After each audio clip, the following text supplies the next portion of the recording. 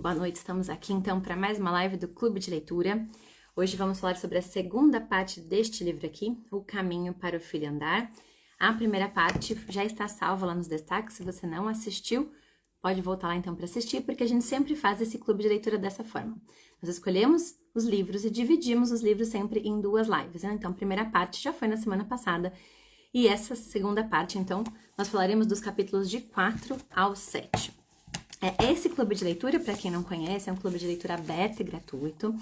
Os próximos livros, no nosso cronograma de leitura está salvo nos destaques, mas para quem quer saber, o próximo livro que nós vamos discutir mês que vem é este aqui, ó, A Educação da Vontade. Então, se você quiser nos acompanhar, pode já começar a sua leitura deste livro aqui, Educação da Vontade.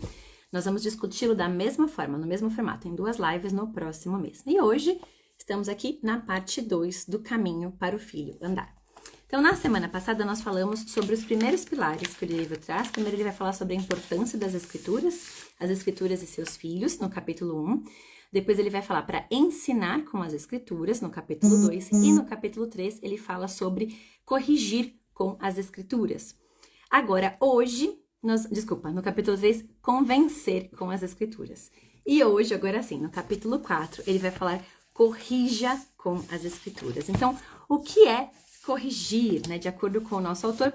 Se você entrou e puder só deixar salvo lá, afixar nos comentários que o livro é este aqui, ó, O Caminho para o Filho Andar, que aí facilita quem entrar um pouquinho atrasado, porque eu atrasei 15 minutos, assim ninguém fica perdido.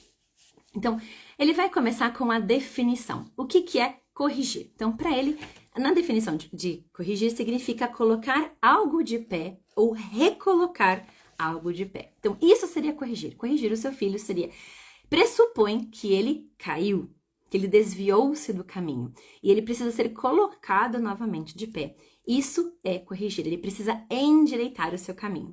Muito obrigada, Ivone. E aí ele vai falar que esse processo de correção, ele tem 5 fases. Né? Então, quando a gente entende que nós estamos trabalhando a correção com os nossos filhos, a gente precisa passar pela primeira fase, que é o arrependimento. A segunda fase é a confissão. A terceira fase, o perdão, depois o abandono daquele erro e a restauração. Sem uma dessas 5 fases, não há correção. Por isso, o processo de correção é um processo complexo, né? Porque recolocar alguém de pé que tenha caído, corrigir ali a rota de quem se desviou, envolve muitos passos. E o capítulo 4 vai falar um pouquinho de cada um desses passos. Então, o primeiro passo que ele vai falar é o arrependimento.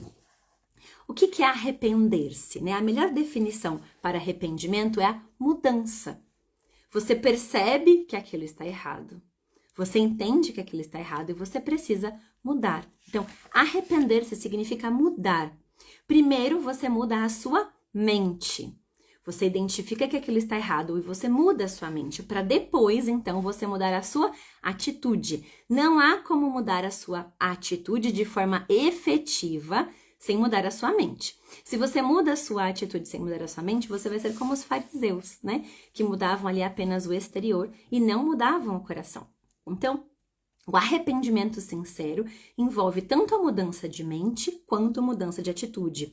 Ele diz o seguinte, que mudar a sua mente significa lamentar o seu pecado. Você entende que está errado, você lamenta o seu pecado e você produz uma mudança no seu estilo de vida. Mas nós estamos pensando nesse foco para a criança. Então, se eu vou corrigir essa criança, o primeiro passo é mostrar para ela que ela está errada. Ela precisa compreender que ela está errada para arrepender-se. Para se arrepender e lamentar o seu erro e o seu pecado e então mudar o seu estilo de vida. Esse seria o primeiro passo, o arrependimento. E como é que nós fazemos isso para os nossos filhos? Como a gente vai mostrar para eles que eles estão errados e que aquilo é pecado? Utilizando as escrituras. O livro vai sempre voltar a esse ponto. Não existe forma mais eficaz para convencer o seu filho do seu pecado, do seu erro, do que mostrar para ele as escrituras. Mesmo uma criança pequena, e o autor vai colocar o exemplo da filhinha dele de 2 anos, é capaz de entender aquele versículo quando aplicado à vida dela com a ajuda do seu pai. Então, o ponto-chave para produzir este arrependimento sincero está em mostrar para a criança as escrituras. Não é que ela fez algo feio, não é que ela está fazendo algo que os amiguinhos não estão fazendo, não é que ela está fazendo algo que entristeceu a sua mãe. Ai, filhinho, não faça isso que eu vou ficar triste, não faça isso que é feio, não faça isso, olha, todo mundo não está fazendo, só você está fazendo isso. Não é esse o modo para levar o seu filho ao arrependimento, mas sim mostrar nas escrituras o que ele está fazendo, que o que ele está fazendo é pecado. Então, o primeiro passo, eu vou levar, então, essa criança para as escrituras, mostrando que aquilo é pecado, para que ela lamente, entenda o que ela fez e lamente o que ela fez. E aí, sim, só então eu vou passar para o segundo passo, que seria a confissão, né? Então, arrependimento, confissão. Confissão, no Novo Testamento, significa literalmente dizer a mesma coisa. Ou seja, a pessoa que está convencida de que errou, deverá confessar de alguma forma que errou contra Deus e contra alguém. Então, ela vai reconhecer a sua culpa de forma verbal. Ela vai colocar isso em palavras. Isso é confessar. Então, a gente mostrou para a criança a palavra de Deus, mostrou que ela está errada e agora ela confessa, reconhece a sua culpa e aí ela vai partir para a terceira fase, que é buscar o perdão. Então, ela vai se arrepender e vai buscar o perdão primeiro a Deus, porque a ofensa primeiro é contra Deus, e depois contra alguém que tenha sido atingido, contra o irmãozinho, contra o coleguinha, contra o pai, contra a mãe. E só então ela vai se reconciliar com elas. Perceba que há todo um processo, né? A gente às vezes pula essa etapa, a primeira e a segunda, e quer logo que a criança se reconcilie com o seu irmão, mas sem antes mostrar para ela onde ela errou. Mostrar na palavra de Deus que aquilo é pecado, pedir para que ela confesse o seu pecado e só então que ela peça perdão a Deus primeiro e depois ao irmão ou ao amiguinho. Então, o livro vai trazer esse passo a passo bem delimitado. E aí, por fim, ela vai comprometer-se a abandonar aquilo que ela está fazendo de errado e vai restaurar, caso seja necessário, né, fazer uma reparação, uma restauração do que foi perdido. Então, a quem ofendeu, de forma ela deve fazer toda a restituição que for possível aos seus sentimentos, aos seus interesses, né? Então, pedir perdão nesses casos, onde houve uma ofensa que precisa ser restituída, vamos pensar aí que a criança destruiu o brinquedo do irmão. Ela precisa restituir esse brinquedo. E ela precisa recompensar este brinquedo. Gente, alguém perguntou, falou que o vídeo está travando? Confirme aqui para mim se estiver travando mesmo, eu tento rever. Ou se está ok, se vocês estão me vendo e me ouvindo bem, confirmem aqui então pra gente continuar. E aí a gente vai para a última fase, que seria abandonar o pecado, despojar-se, largar o pecado. Agora, uma informação muito interessante é o seguinte, que na nossa teologia bíblica, obrigada, a gente tá funcionando? Então tá bom, vou seguir aqui, se travar alguma coisa vocês me avisem, por favor. A gente nunca se despoja de algo ruim e não faz nada. A gente deixa, então, por exemplo, assim, a Bíblia não fala assim, você que mente não minta mais, ponto, acabou. Não. Sempre quando há a orientação para deixar algo de errado, logo em seguida há a orientação para fazer algo certo. Então, o versículo vai dizer, aquele que mentia não minta mais, mas fale a verdade. Aquele que roubava não roube mais, mas trabalhe para ter com quem, enfim, abençoar e tudo mais. Então, quando a gente pensa na criança, que quando ela precisa abandonar um pecado, abandonar um mau hábito, abandonar algo ruim, não basta a gente simplesmente dizer à criança, meu filho, não faça isso. Nós precisamos substituir este hábito ruim por um hábito bom. E o livro vai dizer o seguinte, a santificação progressiva é, obviamente, um ato de Deus, mas ela também é um processo que requer a nossa cooperação. Despojarmos no pecado e revestimos-nos do antídoto bíblico. Então, nós precisamos tirar os hábitos ruins e substituir por hábitos bons. Isso é primordial na vida da criança. E ele dá um exemplo muito interessante.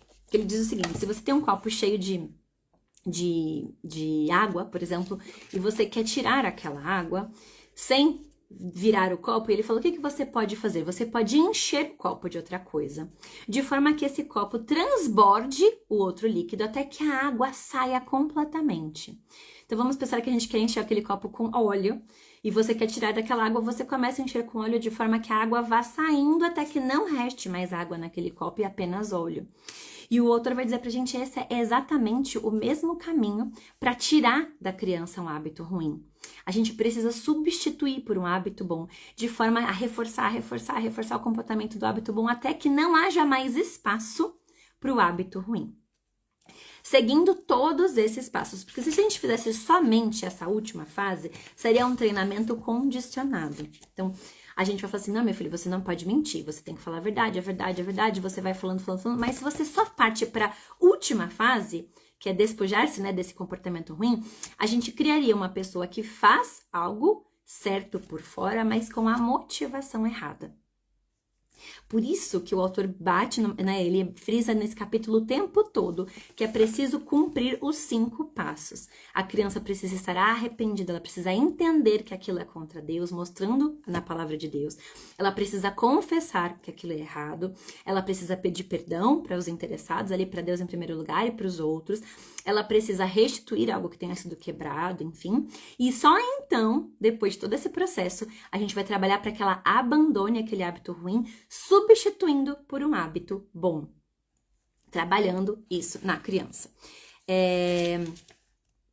E aí ele vai falar o seguinte, né? O que está envolvido no ato de abandonar o pecado? O primeiro elemento é negar, né? A gente precisa negar aquela atitude, saber que aquela atitude é ruim, e nós vamos reforçar isso para a criança. Então o autor falou o seguinte: se você tem um hábito ruim que precisa ser combatido para essa criança, o primeiro passo que você pode fazer é separar ali o grupo de versículos bíblicos que falam sobre aquele pecado e memorizar com a criança. Porque a base bíblica já estará no coração dela, e você já vai ter trabalhado a parte inicial, de trazer as escrituras, de mostrar para ela que aquilo é pecado, para ela arrepender-se, para ela confessar. Então, depois, combine de orar com a criança diariamente. Você tem um filho que sempre está pecando naquele mesmo ponto, caindo na mesma falha. Memorize os versículos, estude as passagens e ore diariamente com aquela criança sobre aquele aspecto. Olha, meu filho, você está mentindo. Então, vamos aqui memorizar os versículos que falam que a sua boca deve dizer a verdade e que, enfim, vamos memorizar todos os versículos relacionados à mentira, por exemplo. E aí, vamos orar sobre isso. Toda vez você vai colocar seu filho para noite para dormir, meu filho, vamos orar, que Deus te abençoe, que você consiga resistir à tentação de falar mentira e que você possa dizer a verdade e tudo mais. Em terceiro elemento, converse regularmente com ele sobre os pensamentos e motivações que estão por trás daquela ação. Então, meu filho, mas olha só, por que você está mentindo? Você está mentindo porque você está com medo da consequência, por exemplo, com medo da punição? Então, é preciso entender, todo comportamento tem uma motivação. Essa criança mente por algum motivo. Ela mente porque ela está em medo da punição, ela mente porque ela quer chamar a atenção, ela quer, sei lá, contar uma história que não existe para que ela seja o foco. Então, a gente vai atrás da motivação do coração dessa criança. E só então a gente vai trabalhar com essa criança a transformação desse hábito ruim por um hábito bom. Posso aplicar para uma criança de 2 anos de idade os 5 passos? Pode. Pode. Todos os passos serão aplicados desde a mais tenra idade, só que de forma mais simplificada. Uma criancinha pequenininha, a gente vai falar o versículo, vai explicar a aplicação do versículo, vai falar para ela que ela está errada, pedir para ela confessar, pedir para ela pedir desculpas, por exemplo, perdão para quem está ali envolvido, e vai trabalhar com a criança o hábito bom. E aí a gente vai reforçando o hábito bom até que o hábito mal deixe de ocupar, né, aquele espaço e o hábito bom tenha ocupado, então tenha tomado aquele lugar. A nossa grande dificuldade é que nós temos muita dificuldade em persistir nessa estratégia. Porque isso às vezes leva tempo. Mudança de hábito leva tempo. Quanto maior a criança, né, quanto mais tempo aquele hábito ruim estiver ali arraigado, aquele pecado estiver ali, né, constantemente sendo repetido, mais tempo a gente precisa perseverar nessa estratégia. E nós temos dificuldade porque a gente se perde no caminho, né? A gente começa firme uma semana falando versículo, orando com a criança, lembrando a criança a motivação para ela, por que ela sempre faz aquilo, mas daqui 15 dias você já teve outro problema, já esqueceu e a gente não persevera. Por isso que muitas vezes a gente não vê os frutos, porque é difícil mesmo perseverar. Focar numa questão e acompanhar essa criança até que essa questão de fato tenha sido resolvida. Mas esse é o propósito do autor. E o autor fala o seguinte: lembre-se da doutrina da amputação radical, ou seja, de remover a pedra de tropeço. Se você sabe que a criança peca sempre numa determinada situação, enquanto você está trabalhando para que ela supere isso, para que ela abandone esse pecado, evite colocá-la na situação em que você sabe que ela vai cair. Evite, tente ali minimamente contornar o ambiente. para que ela não fique o tempo todo sendo tentada enquanto ela ainda está fraca nesse ponto da sua fé. Ele diz o seguinte, coisas que são consideradas ruins precisam ser eliminadas, mas a criança precisa ser constantemente monitorada até que ela desenvolva um nível maior de domínio próprio. Então, quanto maior a idade da criança, mais fácil é esse processo, porque a criança vai adquirindo cada vez mais domínio próprio. Quanto menor a criança, mais difícil é para ela se controlar. Então, ele fala, quanto menor a criança, tente não colocá-la em tentação o tempo todo, porque ela vai cair muitas vezes, né? E aí ela vai ter que voltar para esse processo muitas vezes. Ele diz o seguinte, melhor primeiro dar à criança uma oportunidade de remover quaisquer pedras de tropeço por conta própria. Quando a criança é um pouquinho maiorzinha, tente pensar com ela quais são as situações que precisam ser eliminadas. E caso necessário, que você pode impor a retirada de certas pedras de tropeço. Então, vamos pensar, por exemplo, numa criança mais velha, né? Então, você sabe ali que, por exemplo, um jogo de videogame é sempre uma pedra de tropeço. Porque depois do jogo de videogame, você vai pedir qualquer outra tarefa, a criança vai murmurar, vai reclamar, vai fazer de má vontade e aquilo se repete. E aí você vai conversar com essa criança, olha, meu filho, toda vez que você joga esse jogo, quando esse jogo termina, você se torna uma pessoa irritada, uma pessoa irada, uma pessoa que murmura, que reclama. Então, eu acho que esse jogo na sua vida tem sido uma pedra de tropeço. Depois dele, você sempre cai. Então, vamos eliminar esse jogo da sua vida até que você supere isso. Então, na posição de pai, o autor coloca, você pode impor a retirada de algo que sempre faz essa criança pecar. Se ela não consegue identificar isso por si própria, você pode fazer isso, pode e deve fazer isso com ela. E aí, ele vai deixar no final desse capítulo uma orientação, né? Então, aí um passo a passo para fazer esse processo com as crianças. Então, ele deixa lá no final do capítulo orientações para a correção com as escrituras. Primeiro, sente sozinho você, pai e mãe, e pense quais são os padrões específicos de pecado contra os quais o seu filho está lutando. E faça uma notinha, faça uma listinha. Cada filho tem uma área mais sensível, uma área mais difícil, contra a qual ele precisa lutar com mais empenho. As crianças não caem nos mesmos pecados, né? Eu tenho 3 filhos e eu consigo ver claramente a área em que cada um deles tem mais dificuldade. Então, você vai fazer essa listinha, vai anotar e vai procurar as passagens bíblicas pertinentes a cada uma dessas áreas, para trabalhar com cada uma dessas crianças. E nesse sentido, o devocional vai ser específico para cada um deles, não vai ser por atacado, não. Vai ser específico, especializado ali na área em que cada uma delas precisa se fortalecer para não cair. Ele chama esses pecados, que nós sempre caímos, de pecados constitucionais. São aqueles que nós temos sempre uma inclinação a cair. E você, se você avaliar a sua própria vida, você também vai ver que existem pecados que você não tem tanta dificuldade para resistir. Em compensação, outros, passou um dia, você já fez, né? Assim, aquela coisa que você está sempre lutando. Então, ele fala, identifique os pecados constitucionais do seu filho e busque nas escrituras a referência para trabalhar com aquela criança sobre estes pecados constitucionais. Ele fala, algumas crianças serão mais inclinadas aos pecados da carne, intemperança, indolência, autossatisfação. Outras crianças serão inclinadas ao pecado do espírito, orgulho, malícia, ira, vingança, inveja. Então, busque no comportamento das suas crianças quais são esses pecados constitucionais para trabalhar com elas. Aí depois, passo 2, identifique as passagens bíblicas que falam especificamente sobre a correção do pecado do seu filho e memorize com esta criança. Gente, a criança vai memorizar esse versículo com tranquilidade. As crianças não têm dificuldade para memorizar. Basta repetir ali no café da manhã, por alguns dias. Escolha um momento para repetir com essa criança, um momento devocional, e memorize esses trechos. Depois pense em perguntas para conversar com a criança. E aí na página 107, o autor deixa uma série de perguntas para você conversar com essa criança para entender a motivação pela qual ela sempre peca, ela sempre cai nesta área. Então ele fala o seguinte... será que meu filho precisa mudar a sua mente a respeito disso? Será que ele acha que isso é certo? Ele não entendeu ainda que isso é errado? Será que eu já conversei sobre meu filho sobre as motivações, né? Então, por que ele sempre tem essa atitude? Ele vai dar ali uma listinha de várias perguntas para você fazer. E aí depois, então, retire as pedras de tropeço, que você sabe que vão facilitar a queda dessa criança. Se ela conseguir pensar junto com você, ótimo. Se ela não conseguir pensar, imponha você a retirada de algumas coisas. E aí, então, acompanhe, monitore. Cada vez que essa criança cair, efetue os 5 passos: arrependimento, confissão, perdão, abandono e restauração. Trabalhe na restauração, trabalhe no bom hábito, de forma que ele substitua, que ele encha o copo e não dê espaço para o mau hábito se acomodar ali. E aí ele chega, então, no capítulo 5, treine com as escrituras. Gente, esse capítulo, ele é um capítulo muito interessante. Porque ele diz o seguinte: você sabe a diferença entre treinar e ensinar? Qual é a diferença, então, o autor começa nesse capítulo, entre treinar e ensinar? Ele fala que a Bíblia utiliza palavras gregas diferentes para cada um desses termos, para a gente distinguir os termos entre treinar e ensinar. Ele diz o seguinte: o treinamento de um filho é modelar, é desenvolver e controlar as suas faculdades e atribuições.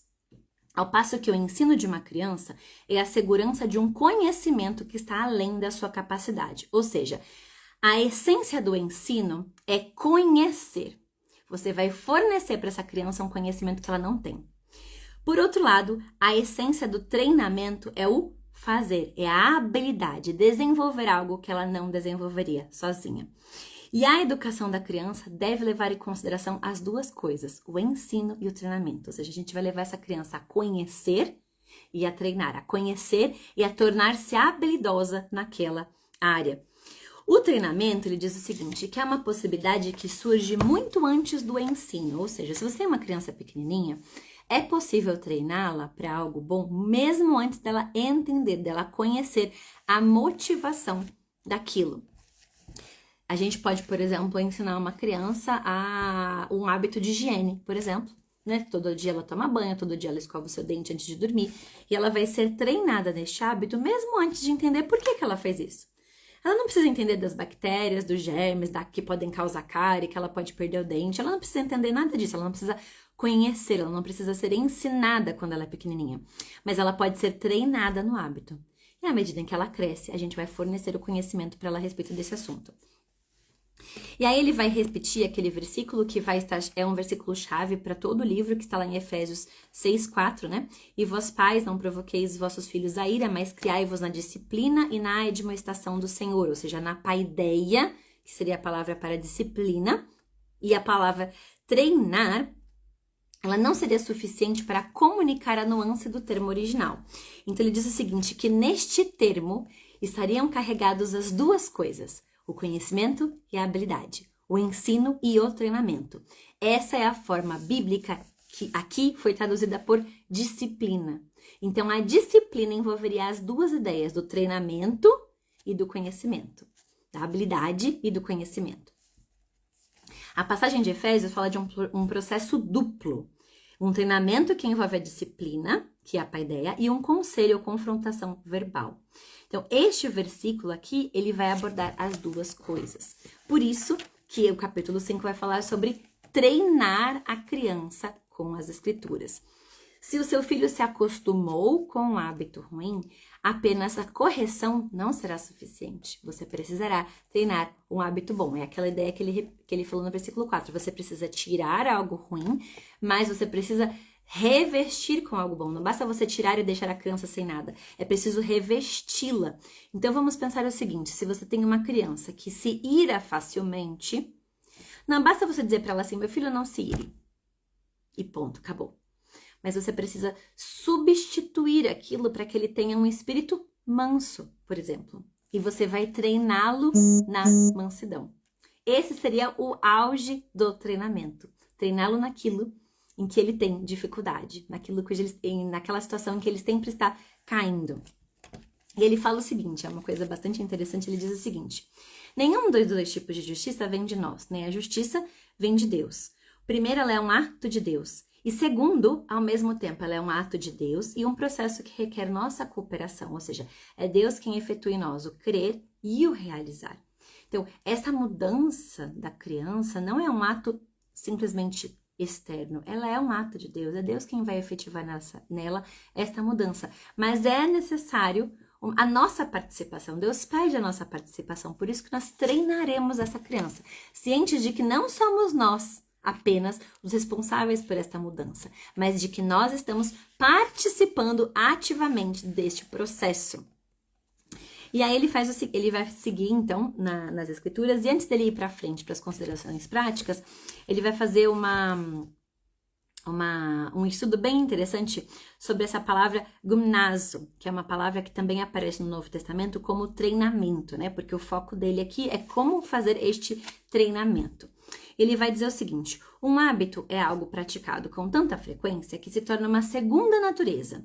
É uma rotina que se tornou tão natural que pode ser realizada de forma rápida, fácil e automática. Ou seja, você acorda de manhã, por exemplo, vamos supor que você tem o hábito de tomar banho de manhã.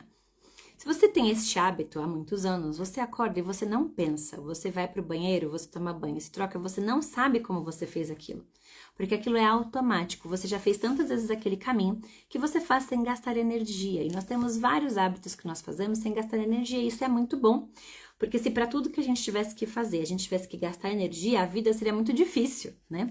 Então, nós temos uma série de hábitos e de coisas que nós fazemos. Por exemplo, se você dirige para o seu trabalho todo dia, você provavelmente não pensa no caminho que você está fazendo. Você, de repente, chegou lá.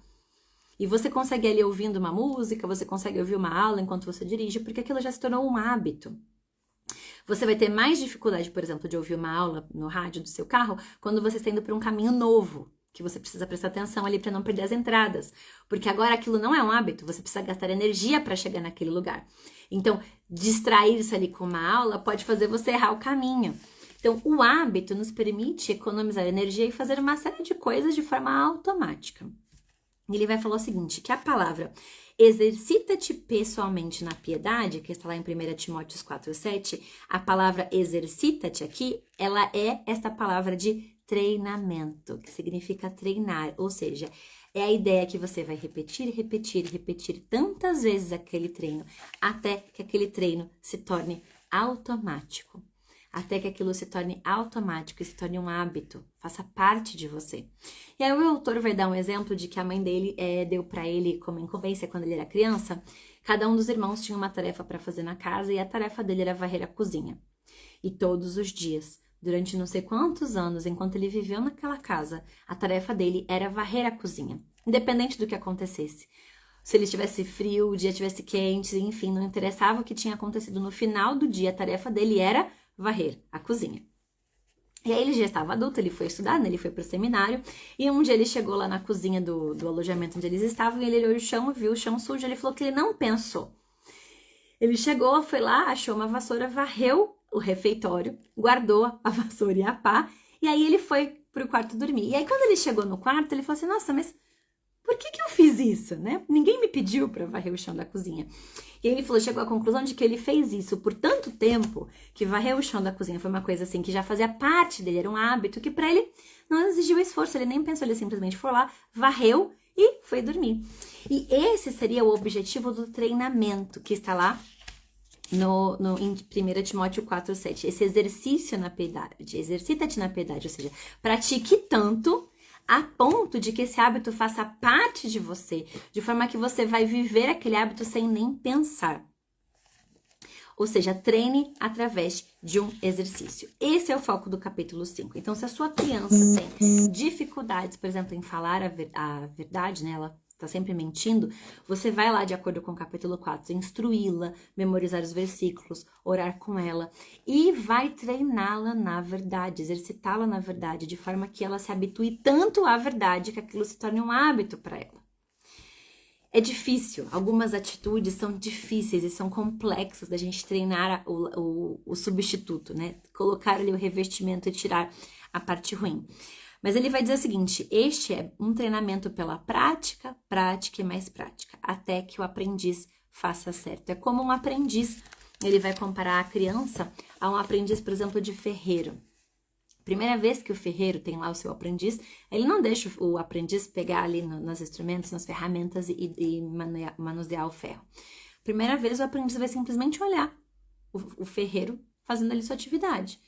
Depois o ferreiro provavelmente vai segurar as mãos do aprendiz e vai fazer junto com ele, para que ele entenda onde há o movimento, onde ele tem que pegar, algumas coisas ali são perigosas. Num terceiro momento, esse aprendiz vai fazer sobre a supervisão do ferreiro. E ele vai estar ali fazendo e o ferreiro vai estar ali olhando o tempo todo. Olha, aqui não, olha, ali, cuidado, aperte mais aqui, bate mais ali e tudo mais. Até que esse aprendiz, então, chegue na excelência de fazer sem que esse ferreiro precise estar ali ao lado dele. O ferreiro pode dar a ordem e ele pode fazer outra coisa e o aprendiz já está apto a fazer, porque ele foi treinado neste processo. Então, ele vai dizer que este é o processo que nós faremos com a criança. Primeiro, nós vamos pegar na mão da criança e nós faremos com ela, porque ela não sabe fazer esse hábito bom. Depois, ela vai fazendo com a nossa supervisão. Depois, ela vai fazer sozinha. Então, a gente, às vezes, pula as etapas e tem dificuldade de chegar no objetivo que nós queríamos, né? Então, ele fala o seguinte, um aprendiz, se comete um erro, o seu tutor, né, não vai dizer imediatamente assim, não faça assim, sem mostrar para ele como deve ser feito. Então, ele vai dizer, não faça assim, e vai mostrar, vai talvez pegar na mão desse aprendiz, olha, você está batendo errado, o ferro vai ficar mal moldado, então vamos ali, aqui, nesse lugar, vai mostrar para ele para corrigir o seu erro. Este é o treinamento da criança.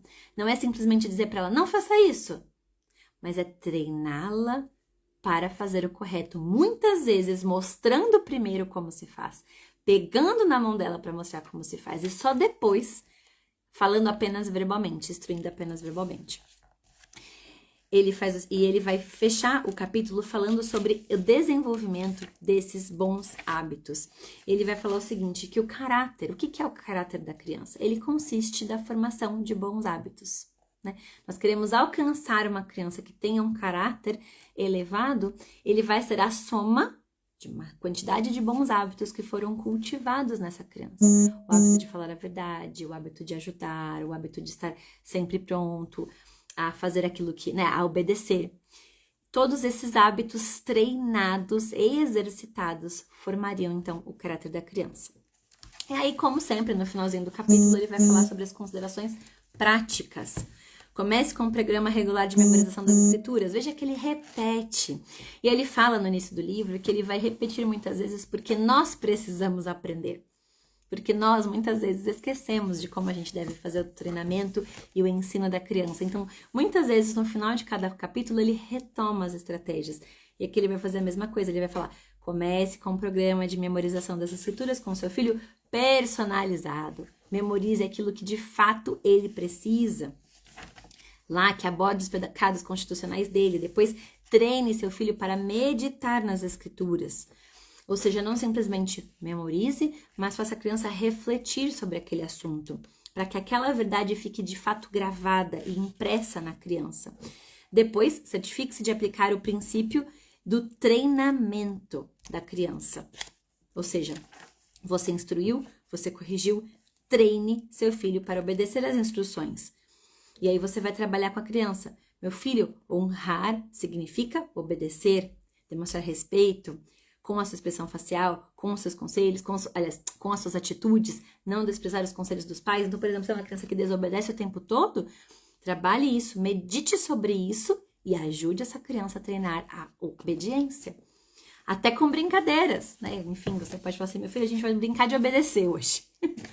Tudo que eu fizer, tudo que eu falar, você faz. Vivo, morto, senta, levanta. A gente pode começar o treinamento dessa forma. Ele diz o seguinte, né?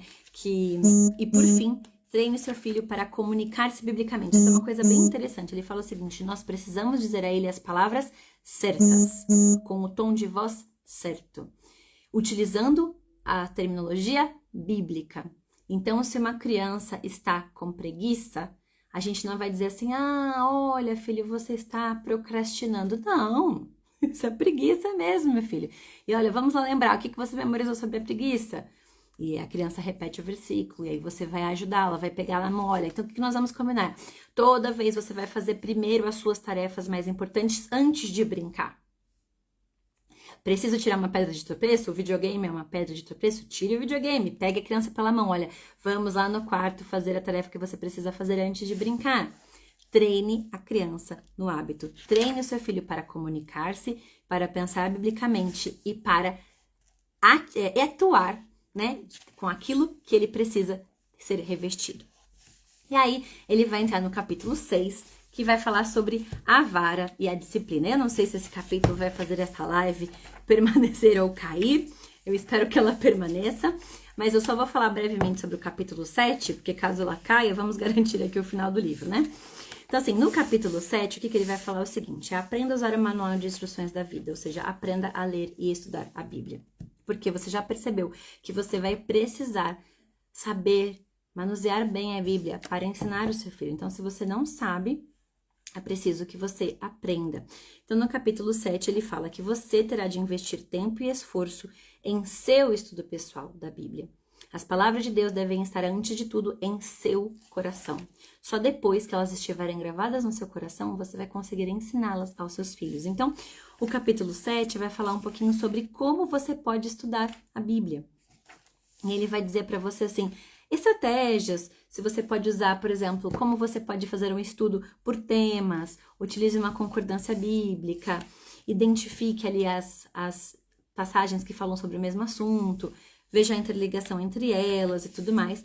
Então, o capítulo 7 é um capítulo, na verdade, um auxílio para os pais que precisam estudar mais a Bíblia e ainda não têm este hábito, não conhecem as ferramentas. Então, ele vai falar um pouquinho aqui, ó, concordância bíblica, bíblias de estudo e as outras ferramentas que a gente pode aplicar. Então, esse seria o capítulo 7 e depois do capítulo 7 ele encerra com os anexos e os apêndices que eu já mencionei na live passada. Então, vamos voltar, agora que nós já falamos do capítulo 7, vamos voltar para o capítulo 6. Ele diz o seguinte, ele inicia o capítulo dizendo que se você disciplina fisicamente os seus filhos sem ministrar a palavra de Deus simultaneamente, você não está exercendo a disciplina bíblica. Então, vamos repetir porque isso é muito importante. O autor não é contra a disciplina bíblica, e você vai ver isso ao longo do capítulo 6, mas ele diz o seguinte, ela não deve ser utilizada sem que a palavra seja ministrada a essa criança. Ou seja, a criança precisa entender claramente aonde ela pecou, aonde aquilo é contra Deus, qual é a motivação do coração dela que precisa ser combatida, e a disciplina deve ser acompanhada primeiro de confrontação verbal e instrução para que ela seja efetiva. Ou seja, você deve primeiro ensinar, convencer, corrigir e treinar os seus filhos, ou seja, tudo aquilo que ele falou nos 5 primeiros capítulos, e só então você pode utilizar a vara sem estar irado. Agora eu quero, se você é pai aqui, né, quem consegue fazer todo esse processo e aplicar essa vara, essa disciplina, sem ira, levante a mão, porque é muito difícil. É muito difícil. Ele vai falar o seguinte, por isso que ela vai ser utilizada em pontos muito específicos, minimamente, porque para que a gente consiga fazer todos esses passos para utilizá-la, há um longo caminho, e 99% das vezes, o autor vai dizer, você está optando por ela sem ter passado por todos esses passos, ou seja, você está no auge da sua ira, partindo direto para a vara, sem antes falar sobre a instrução, a confrontação verbal, o convencimento, a correção, ou seja, relocando trazendo essa criança novamente para a rota e treinando no bom hábito. Se você não fez nada disso, ele diz o autor, você não deveria fazer uso da vara, porque ela não está sendo usada de forma bíblica. Então, o autor, veja, ele não é contra, mas ele tem uma posição muito firme e muito clara de como isso deveria ser utilizado.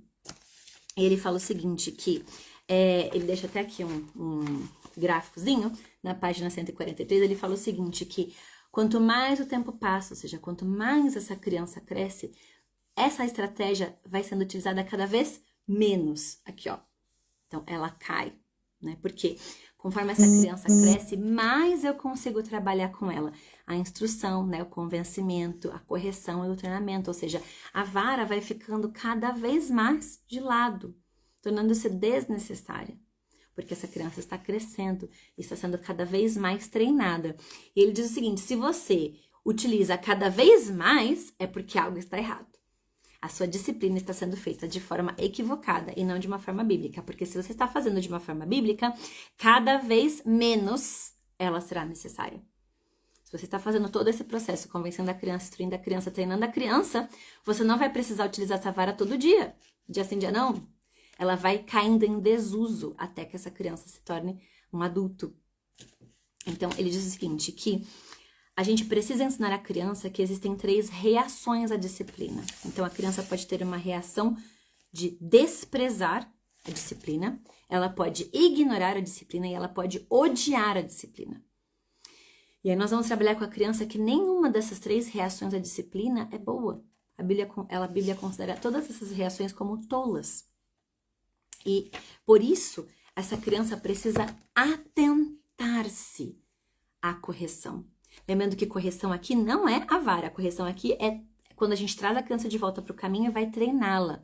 Então a gente precisa chamar a atenção dela. Se essa criança, quando que ele fala que ele vai utilizar a vara? Quando ele fez todos esses passos e a criança ignorou, desprezou ou odiou a disciplina, ou seja, ela ignorou, ela desprezou todos os 5 processos. E aí sim, então, ele vai trazer, olha, bom, eu preciso afastar você do mal, eu já te instruí, eu já te corrigi, eu trouxe você para o caminho, eu estou treinando você, mas mesmo assim você persiste, você está desprezando, ignorando, odiando a minha instrução.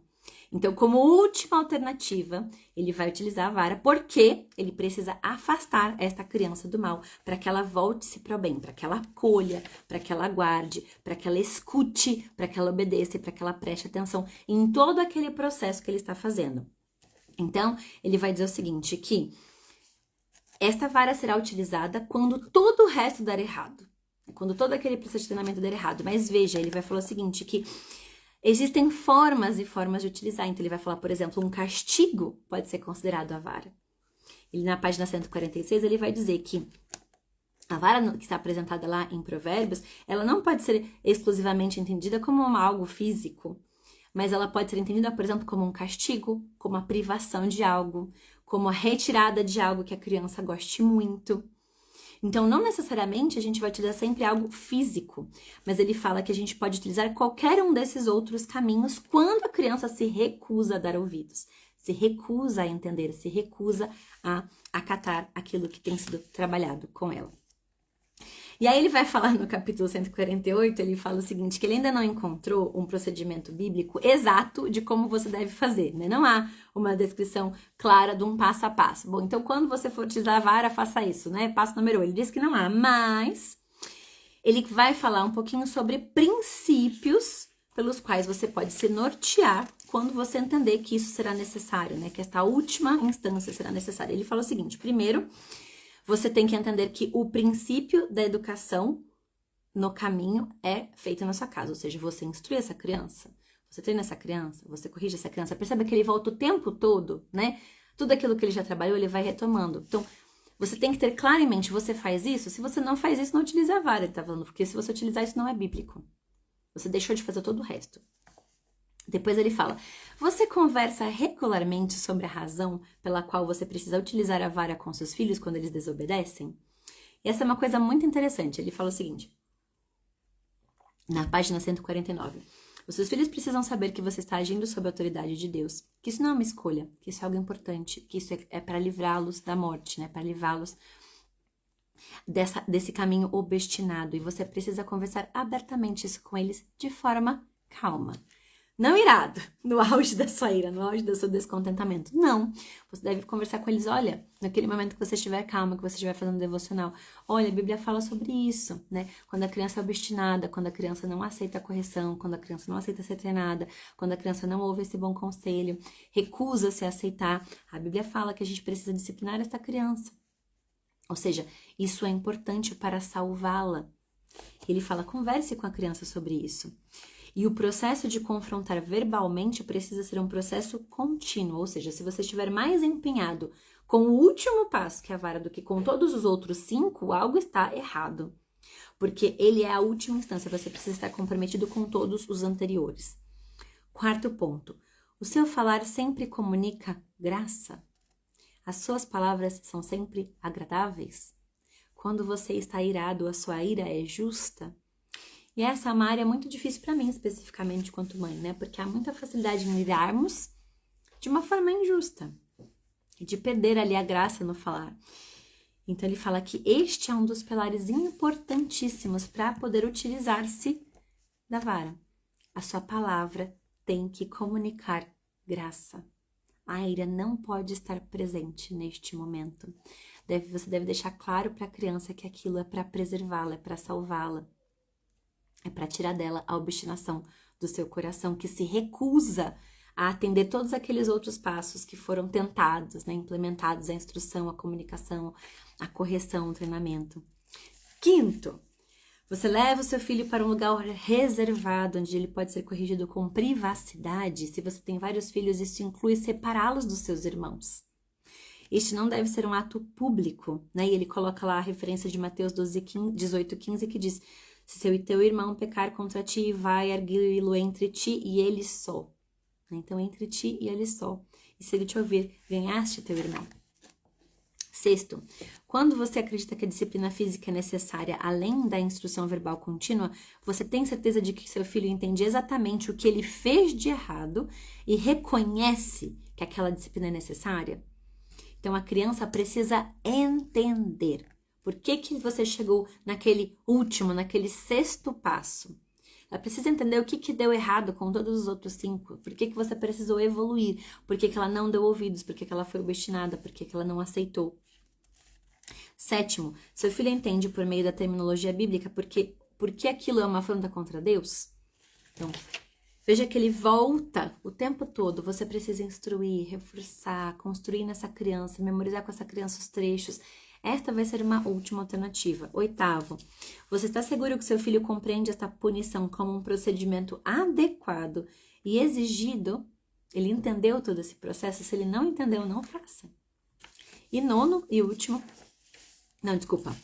são 14. Nono, o método que você utiliza para discipliná-lo tem se aperfeiçoado na prática, ou seja, você usa cada vez menos. Essa é uma chave do processo, porque se você tem utilizado cada vez mais, o seu processo está errado. Porque a ideia é que você utilize cada vez menos, ou seja, que os outros 5 passos sejam cada vez mais efetivos. Você prega o evangelho para o seu filho, você conversa com o seu filho sobre como ele poderia ter lidado com o problema de forma diferente, não de forma obstinada, e não se recusando a ouvir a instrução. Você utiliza as escrituras para corrigir e instruir o seu filho na justiça.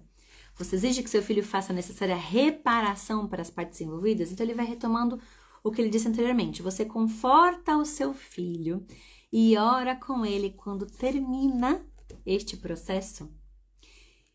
Então, ele fala o seguinte: você o abraça e fala do seu amor por ele.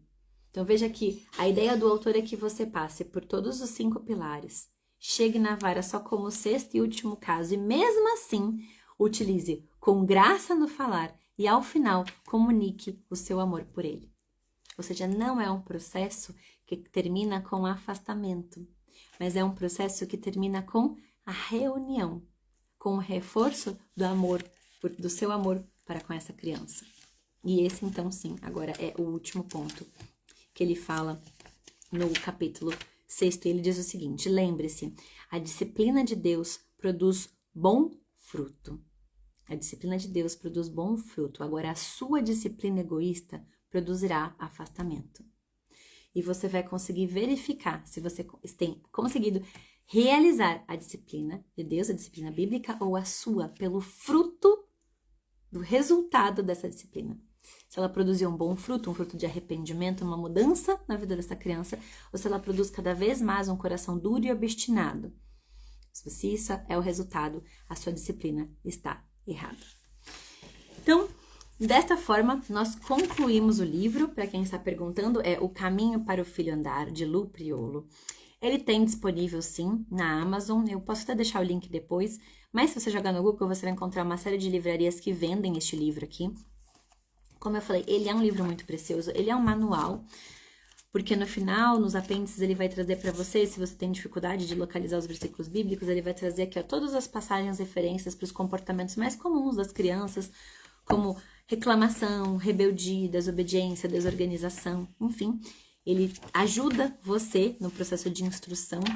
Ele traz também uma série de perguntas para investigar a motivação do coração dessa criança. Então, se você tem dificuldades em como investigar Ele vai trazer aqui, ó, várias perguntas que você pode utilizar para entender a motivação da criança, por que ela tem aquela atitude, o que está por trás daquela atitude. Então, tudo aquilo que ele propõe nos capítulos anteriores, lá no final do livro, nos apêndices, ele vai trazer para você ferramentas para te ajudar a colocar em prática. Então, é um livro que vale muito a pena a gente ter, consultar e voltar, porque facilmente a gente se perde nesse caminho de instruir, de ensinar, de convencer, de corrigir, de treinar e só então de disciplinar, né? Ele é um livro muito precioso, como eu disse para vocês. Eu li esse livro há muitos anos, quando eu tinha apenas uma filha, e foi um livro que mudou a minha maternidade. E desde então, de tempos em tempos, eu releio, porque a gente sempre precisa reler, né?